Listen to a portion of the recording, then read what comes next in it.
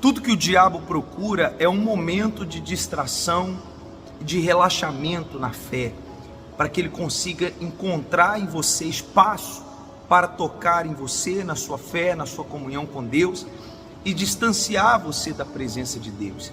Você que é uma pessoa que de repente já crê em Deus, tem vivido a sua fé, sabe, tem buscado a Deus, de repente você começa a vencer, as coisas começam a dar certo, a sua vida começa a progredir, a avançar, resultados cada vez melhores, e aí vem aquela sensação, sabe, de que tudo está tão bem, está tão certo, que você não precisa mais orar como deveria, ir para a guerra como deveria, e acaba afrouxando, sabe, acaba diminuindo a intensidade. E é tudo que o mal quer que você baixe a sua guarda para que ele possa ter acesso para lhe atingir e lhe fazer sofrer. É curioso porque nós começamos a ler aqui o capítulo 8 de 2 Samuel e paramos no capítulo 11. No capítulo 8, olha que interessante, o título, aqui no caso nessa Bíblia, né, dos comentários do Bispo Macedo, fala bem assim: as vitórias de Davi sobre várias nações, e começa a falar sobre as vitórias de Davi. Mas lá no capítulo 11, que é o capítulo que a gente vai até ele, nessa leitura desse vídeo, diz aqui: Davi comete um adultério e um homicídio. Ele começou vencendo, capítulo 8, Davi, as vitórias de Davi sobre várias nações. E aqui no 11, ele já está cometendo um adultério e um homicídio.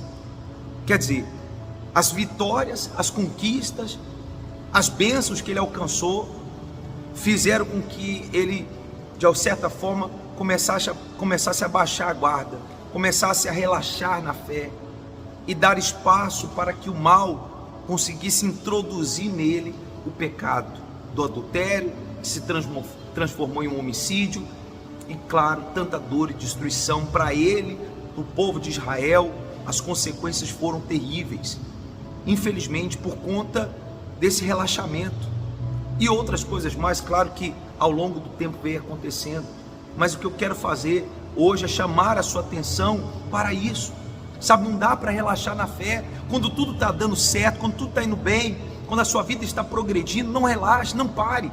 A Bíblia fala aqui que ele vinha vencendo, olha só que versículo forte, versículo 13, né? Também Davi ganhou nome, voltando ele de ferir os sírios, no vale de Sal, a saber 18.000, e aí diz aqui, ó, reinou, pois, Davi sobre todo Israel, e Davi fazia direito e justiça a todo o povo. Versículo 15, quer dizer, estava tudo direitinho, vencendo, 18.000 inimigos aqui, outros tantos milhares ali, outros tantos aqui, conquistando e vencendo, fazendo a diferença. Aí no capítulo 9, ele se lembra da casa de Saul, preciso ajudar alguém, pergunta, tem alguém que sobrou, né? Diz aqui, Davi disse: há ainda alguém que tenha ficado da casa de Saul, para que eu lhe faça benevolência por amor de Jonatas? Quer dizer, nasceu dele aquele espírito, né, de fazer o bem para alguém, sabe, ajudar as pessoas.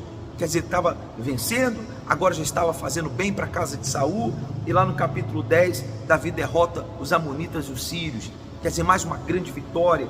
E ele chega a dizer assim para os homens, né, versículo 12, é muito forte: esforcemos-nos pelo nosso povo e pelas cidades de nosso Deus, e faça o Senhor o que bem parecer aos seus olhos. E numa batalha, conquistando, vencendo, indo para cima. Aí chega o capítulo 11, e aconteceu que, tendo decorrido um ano, no tempo em que os reis saem à guerra, Davi enviou a Joabe, e com ele seus servos, e todo Israel, e destruíram os filhos de Amon, e cercaram Rabá.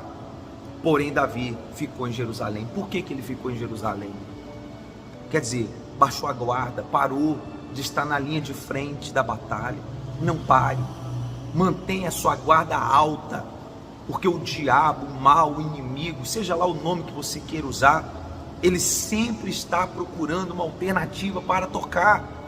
E ele de repente foi até inflamando, né, Davi ali no seu ego, sabe, na própria benevolência, né, vencendo várias vitórias. Agora ajudou o filho de Jonatas, achou lá Mefibosete, que era um jovem que cresceu com a deficiência, né, foi aleijado, sofreu um acidente, e ele consegue fazer o bem para aquele rapaz, coloca o rapaz a comer na sua mesa. Depois vem um grande inimigo, que se uniram vários inimigos contra ele, e ainda assim ele prevalece. Quer dizer, começou a se encher, se inflar de tantas vitórias. e baixou a guarda. Então tome cuidado. O mal pode sempre procurar uma maneira, e ele vai sempre procurar uma maneira de tocar em você. Qual é a fragilidade que ele vai encontrar? Talvez a vaidade. Tem pessoas sim que são atingidas com as derrotas, com os fracassos, com as perdas, sabe, com muitas situações de dor, e ela fica sendo afligida pelo mal por muito tempo.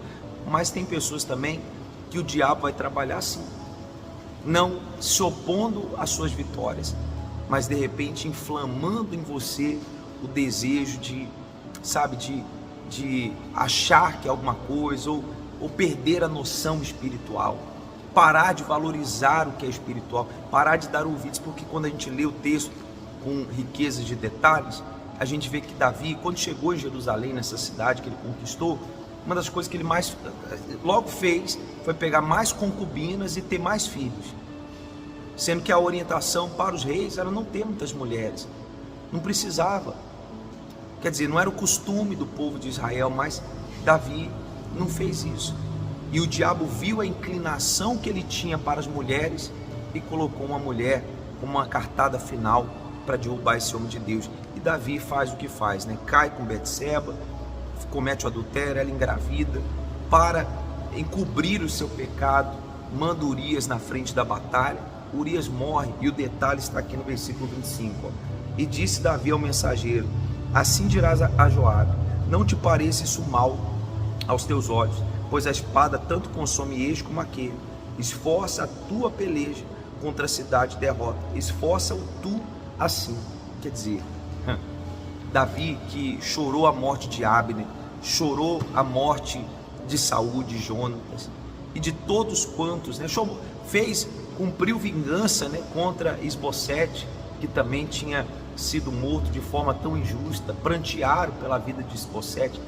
Agora ele mesmo manda um dos seus servos mais leais e fiéis para morrer, outros tantos homens morrem, e ele diz para Joabe: não te preocupes, pode ficar tranquilo. Quer dizer, se sentiu aliviado para tentar esconder o seu pecado. Tome cuidado para que o diabo não consiga criar em você uma frieza espiritual tão grande, em que você já esteja fazendo o que é mal, agindo de forma ruim, negativa, e sem perceber, esteja cada vez mais longe e distante de Deus. Tá bom? Se essa palavra te ajudou de alguma forma, curta, comente, compartilhe. E se você não é inscrito, se inscreva, porque sempre um vídeo novo aqui para tentar ajudar você à luz da palavra de Deus. Forte abraço e até o nosso próximo vídeo.